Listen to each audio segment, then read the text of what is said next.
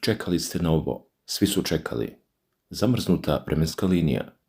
Jedan čovjek koji je video stvari koje običan smrtnik ne sme da vidi i proročanstvo koje se polako, sigurno, korak po korak, ostvaruje pred našim očima. Ovo nije priča o veri, ovo nije priča o religiji, ovo je priča o mapama koje se crtaju, o granicama koje se pomeraju, o gradovima koji menjaju imena i o jednom starom proročanstvu koje danas, baš u ovom trenutku, dok vi ovo gledate, živi svoj drugi život, jer politički analitičari kažu jedno, mediji prenose drugo, a ono što se stvarno dešava iza zatvorenih vrata, to niko ne povezuje do sada. Priča počinje na Svetoj gori, u jednoj maloj keliji na Atosu, gdje je živeo čovjek koga danas milioni znaju kao Svetog Pajsija Atonskog. Kako piše na portalu Carigrad, reč je o grčkom asketi koji je umro 1994. godine, ali je za svog života ostavio predviđanja koja su, kako navode, zapanjujuće tačna. Starac Pajsije, čije je svetovno ime bilo Arsenije, rođen je u Kapadokiji, u delu Male Azije, koje su Turci vekovima ranije osvojili. Porodica mu je, kako prenosi isti izvor, doživjela pravu tragediju. Nakon poraza Grčke u ratu sa Turskom, roditelji su mu bili izgnani iz rodne Kapadokije zajedno sa 1,5 milijuna Grka. To se dogodilo 14. avgusta 1924. godine, a onda dolazi detalj koji jezivo odzvanja i danas. Kako je sam starac kasnije pričao, Turci su došli ranije nego što je bilo dogovoreno i počeli da izgone ljude. Njegovim rečima, citirani na portalu Carigrad. Turci su se, kao i uvijek, ponašali kao zle ose. To je prvi put da ovaj čovjek vidi silu koja će po njegovim proročanstvima jednog dana potpuno nestati sa mape. Dalje, kada je napunio 21 godinu, Arsenija su pozvali u vojsku. Služio je 3,5 godine kao radio-telegrafista. Grčka je u to vrijeme bila razdirana građanskim ratom. Rat je doneo iskustva koja su ga oblikovala, ali ne na način na koji bi običnog čovjeka. Kada se vratio kući sa 26 godina, umjesto da traži posao, porodicu, normalan život, on je otišao pravo na Svetu goru. Postao je iskušenik, a zatim 4 godine kasnije monah. I tamo, u tišini Atosa, počeo je da govori stvari koje su zvučale ludo, a onda su se jedna po jedna pokazivale kao istina, navodi se. Najneverovatniji moment u životu starca Pajsija dogodio se tokom Brežnjevove ere, kako piše Carigrad ruski, tokom jednog sastanka sa visokim sovjetskim zvaničnikom. Starac je predvideo raspad Sovjetskog saveza. Poslušajte to ponovo. Raspad Sovjetskog saveza tokom Brežnjevove ere, u vrijeme kada je Sovjetski savez izgledao kao betonski zid koji se ne može srušiti, kada je ta pomisao bila potpuno nezamisliva, kada bi svako ko je izgovorio takvu reč završio ili u ludnici ili u gulagu. Starac je to rekao otvoreno, direktno, bez straha i desilo se. Dalje, politički naučnik Juri Bondarenko u razgovoru za Carigrad naglašava da danas nema sumnje, Rusija će povratiti svoje istorijske ruske gradove, kaže. Bondarenko nastavlja i kako se navodi da je očigledno da će Ukrajina cela ući u sastav Ruske federacije, a to znači i Odesa i Nikolajev. Njegove reči prenete na portalu Carigrad, citiram, doći će trenutak kada će front sa strane Ukrajine propasti zbog unutrašnjih razloga, zbog nedostatka municije i pada moralnog duha. Čim se to dogodi, sve će se brzo srušiti. Bondarenko se poziva direktno na proročanstva starca Pajsija u kojima piše da će Rusija vratiti Novorusiju najkasnije do 2030. godine. To znači, kako on tvrdi, da se ne čeka dugo. Dragi gledalci, priča o Novorusiji nije nova, kao što je poznato. Kako prenosi Carigrad, starac Pajsije je još za života, dok su Odesa, Nikolajev i Herson bili sovjetski gradovi, predvideo da će ih Rusi povratiti. Zamislite tu scenu. Čovjek na Svetoj gori, u tadašnjoj Grčkoj, dok hladni rat bukti, dok je podjela sveta jasna i čvrsta, on kaže, Rusi će uzeti Odesu. Tada je to zvučalo kao naučna fantastika. Danas, kako izveštavaju brojni mediji, to više nije pitanje da li nego kada. Starac je, kako se navodi u višeminutnom delu objavljenom nakon njegove smrti, naglasio posebnu ulogu Rusije u uspostavljanju novog svjetskog poretka. Njegove riječi su jasne. Rusija će savladati teškoće i postati uporište pravoslavlja i, kako kaže, to će se dogoditi pre 2030. godine. Već danas, kako posjećaju na portalu Carigrad, neka od njegovih predviđanja su se već ostvarila. Povratak Krima je jedan od primjera koji se najčešće navodi, ali Krim je, kako pokazuje hronologija događaja, bio samo početak. Najveća misterija šta se krije ispod kupole Aja Sofije. Ovo je deo priče u kojem stvari postaju zaista jezive, jer proročanstva starca Pajsija ne govore samo o ratovima i granicama, ona govori o nečemu što je na prvi pogled potpuno nemoguće. Carigrad, današnji Istanbul, nekadašnji glavni grad Vizantijskog carstva, grad koji je pao pod osmansku vlast 1453. godine u jednom od najtragičnijih trenutaka hrišćanske istorije. Starac Pajsije je verovao, kako piše Carigrad, da će Turci na kraju biti izbačeni iz Konstantinopolja, i to bez učešća Grčke. Poslušajmo ponovo, bez učešća Grčke. To znači da će neko drugi ući u Istanbul, neko drugi će izbaciti Turke. A ko? Prema rečima starca koji prenosi Carigrad, u Konstantinopolju će biti žestoka bitka između Rusa i Evropljana. Proliće se, kaže, mnogo krvi, a onda dolazi ključni deo. Kada čujete da flota plovi Sredozemnim morem, znajte da će se uskoro sve rešiti. A, dragi prijatelji, postoji druga verzija ovog proročanstva. U knjizi pod nazivom Reči mudrosti i blagodati starca Pajsija, Agiorita, kako se navodi, on je upozoravao na predstojeći rat Grčke sa Turskom, u kojem će Grci pobediti uz pomoć Rusije i vratiti Konstantinopolj. I tu nastaje ključna razlika između dve interpretacije. Jedni tvrde da će Rusija direktno vojnim putem ući u Istanbul, drugi navode da će pomoći Grcima da to učine. Ono što je sigurno u obe verzije, Rusija igra presudnu odlučujuću ulogu. Erdoganov potez koji je sve promenio. Godine 2020. Turska, Recep Tayyip Erdogan, donosi odluku koja će, kako se sada ispostavlja, možda biti okidač za sve što dolazi. Aja Sofija, vekovima najveća pravoslavna crkva na svetu, koja je nakon pada Konstantinopolja postala džamija, zatim 1935. godine pod Ataturkom pretvorena u muzej, Erdogan je ponovo pretvara u džamiju, i to uprkos zahtevima da je vrati Rusima ili Grcima. Politički analitičar Juri Bondarenko, kako prenosi Carigrad, smatra da je ovo bio namjerni udarac na bolno mesto. Njegovim rečima, citiram: Grci su imali priliku da povrate Aja Sofiju kada im je trebala pomoć Turskoj u napredovanju ka članstvu u Europskoj uniji. Pod prethodnom vladom Ankara je bila spremna da potpiše povratak Aja Sofije pravoslavlju, ali pošto je EU konačno odbacila Tursku, odgovorili su: uzmite to. Ovo dolazi baš u trenutku kada Turska menja svoju politiku. Za vreme Ataturka Turska je nepokolebljivo težila sekularnoj državi. Danas, kako Bondarenko kaže, svedočimo o suprotnom procesu. On upotrebljava reči koje lede krv u žilama. Kaže: pred našim očima čudovište se ponovo uzdiže na obalama Crnog mora. I onda, dragi gledaoci, baš kada pomislite da je ovo samo priča o proročanstvima i dalekoj budućnosti, pojavljuje se potpuno neočekivani akter. Mark Lynch, američki biznismen i kandidat za američki senat iz Južne Karoline. On je, kako prenosi Carigrad, obećao, ako pobjedi na izborima u novembru 2026. godine, da će uvesti trgovinski embargo Turskoj. A pod kojim uslovom? Dok se katedrala Aja Sofija ne vrati pravoslavnoj crkvi.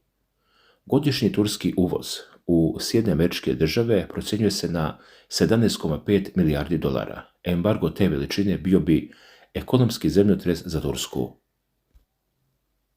Dalje, Lynch je, kako se navodi, prenamenu Aja Sofije u džamiju nazvao jednom od najvećih nepravdi u istoriji hrišćanstva i oštro kritikovao sadašnje senatore zbog njihove ćutnje.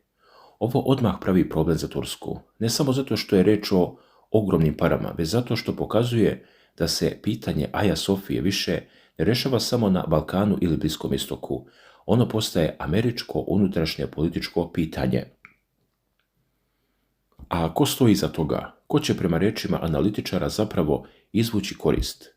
Isti oni koji su, kako proročanstvo kaže, trebalo da vrate svetinje, Rusi. Ali hajde da se vratimo na ono najjezivije, proročanstvo Sarsa Pajsija, ono koje, ako se ostvari, menja kompletnu mapu Bliskog istoka. Dalje, kako navodi se na portalu Carigrad, starac je upozoravao da će sve početi kada Turci počnu da se spore oko pomorskih milja. I evo šta je rekao, citiram doslovce: oni neće ući u Eladu, Grčku, napredovaće samo na tih 6 milja i tada će na njih naići velika nesreća sa severa, kako pišu u spisima, i svi njihovi planovi će propasti. Onda dolazi najdramatičniji deo. Citat direktno prenet na portalu Carigrad. Kaže: Rusi će zauzeti Tursku, Turska će nestati sa mape, trećina Turaka će se obratiti u hrišćanstvo, trećina će poginuti, a trećina će krenuti ka Mesopotamiji. Poslušajte to još jednom. Turska nestaje sa mape, kaže. To nije rat, nije pomeranje granica, nije korekcija teritorije, to je potpuno brisanje jedne države prema navodima ovog proročanstva. I da stvar bude još dramatičnija, kako se navodi, svi znaci se već iscrtavaju. Turska priprema specijalni zakon o morskim zonama i proširenju teritorijalnih voda, što direktno udara na suverenitet Grčke i Kipra. Kako analitičari navode, to je siguran korak ka ratu i bar još jedan front.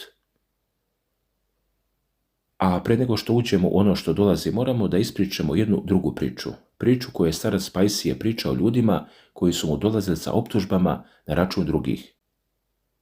A kako Carigrad navodi, jednom su upitali starca kako da odgovore ljudima koji optužuju sveštenike da uzimaju mnogo novca, da puše, da sede po kafićima, čak i da su pleteni u nemoralne radnje.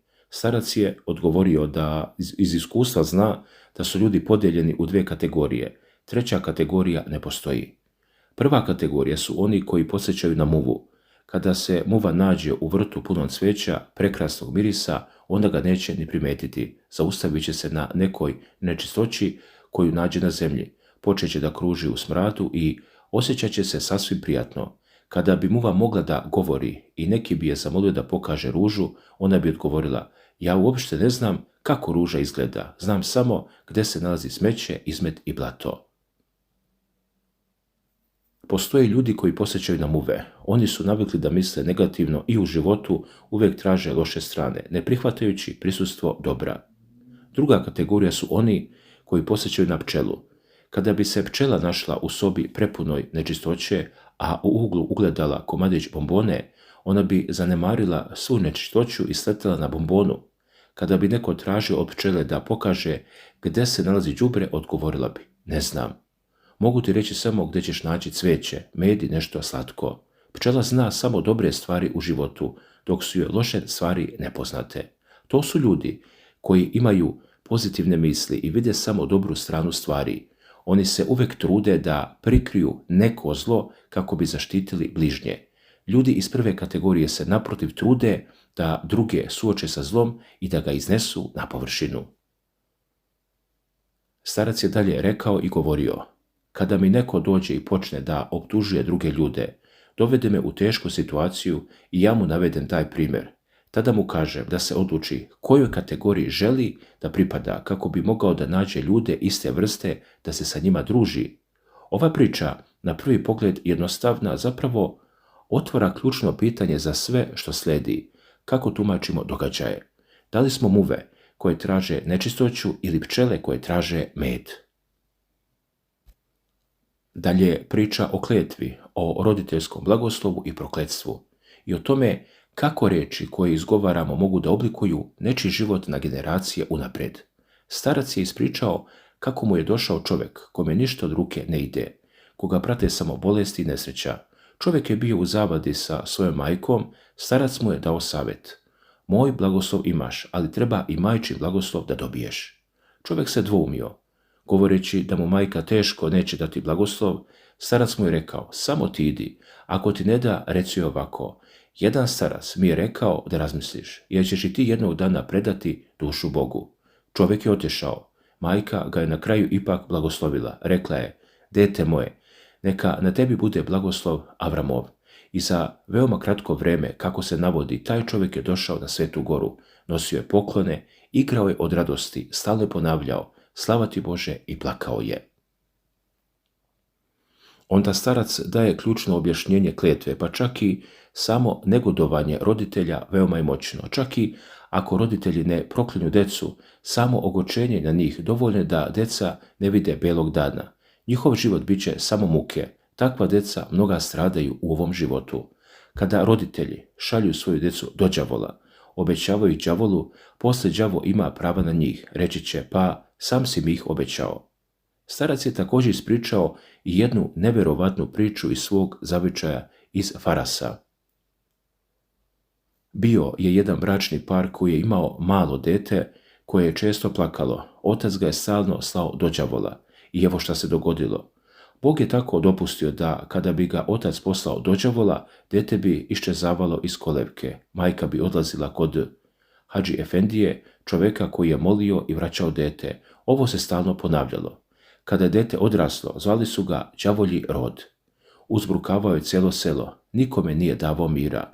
Išao je od čovjeka do čovjeka, prenosio laži, klevetao, izazivao svađe i tuče. Toliko je bio đavolik da su ljudi koje je oklevetao na kraju od njega tražili oproštaj. Starac kaže da je Bog tako ustrojio da bi se ljudi, vidjevši sve to, urazumili, zategli i bili mnogo pažljiviji. A sa druge strane, kako se prenosi, starac je govorio i o roditeljskom blagoslovu. Nazvao ga je najvećim bogatstvom sveta, baš kao što je u monaštvu najveći blagoslov imati blagoslov svog starca. Ispričao je priču o jednoj majci koja je imala 4 dece. Plakala je govoreći: umreću tužna, nijedno od dece se nije oženilo. Starac se molio i ništa. Onda je pitao decu: da vas nije možda majka klela? Deca su mu rekla: jeste, oče. Naša majka nam je, pošto smo bili mnogo nesnažni kao deca, stalno govorila od jutra do večeri: da ostanete panjevi, da ostanete panjevi. Starac im je rekao: pođite da malo prodrmate svoju majku i kažite joj da se pokaje, ispovedite i da vam od sada pa nadalje uvek samo daje blagoslove. Za 1,5 dana svo 4 dece se oženilo. Onda dolazi pitanje: ako su roditelji umrli, kako se deca mogu osloboditi prokletstva? Starac odgovara: ako deca traže krivicu sebi, naći će da su, ako su ih roditelji kleli, bili neposlušni i da su mučili svoje roditelje. Tada, ako osjete svoju krivicu, iskreno se pokaju, ispovede, sređuju se. A ako deca uz to i duhovno napreduju, pomažu time i roditeljima. Postoji ono što starac naziva učtiva kletva. Kada neko kaže za onog komu čini nepravdu, neka mu Bog vrati za to. Starac kaže da je onaj ko to govori prevaren od đavola, jer ne shvata da na taj način učtivo proklinje. Ima ljudi koji govore za sebe da su osjetljivi, puni ljubavi i takta, da trpe nepravde, ali govore: neka im Bog uzvrati. A Hristos nas je učio takvoj vrsti ljubavi. Hristos je rekao: oče, oprosti im, jer ne znaju šta čine. Starac kaže da je veći od svih blagoslova kada nas nepravedno kunu, a mi to primamo ćutke blagodušno. Kada smo oklevetani, kada trpimo nepravdu, ako je moguće, ne treba tražiti pravdu kada se nepravda tiče samo nas, niti treba govoriti neka bi im Bog uzvratio, jer je i to kletva. Treba im oprostiti od sveg srca i moliti se Bogu da nas ukrepi da iznesemo teret kletve. Oni koji su blizu Boga nikada ne proklinju, jer u sebi nemaju zlobu, već samo dobrotu. Svako zlo koje se baci na te osvećene ljude, osvećuje se. Tako oni osjećaju velike, za drugu nevidljivu radost. I sada dolazimo, dragi gledalci, do ključnog pitanja. Šta ova priča o muvama i pčelama, o kletvi, o blagoslovu ima sa proročanstvima o Odesi, Nikolajevu, Aja Sofiji i nestanku Turske? Odgovor je jednostavan i jeziv istovremeno.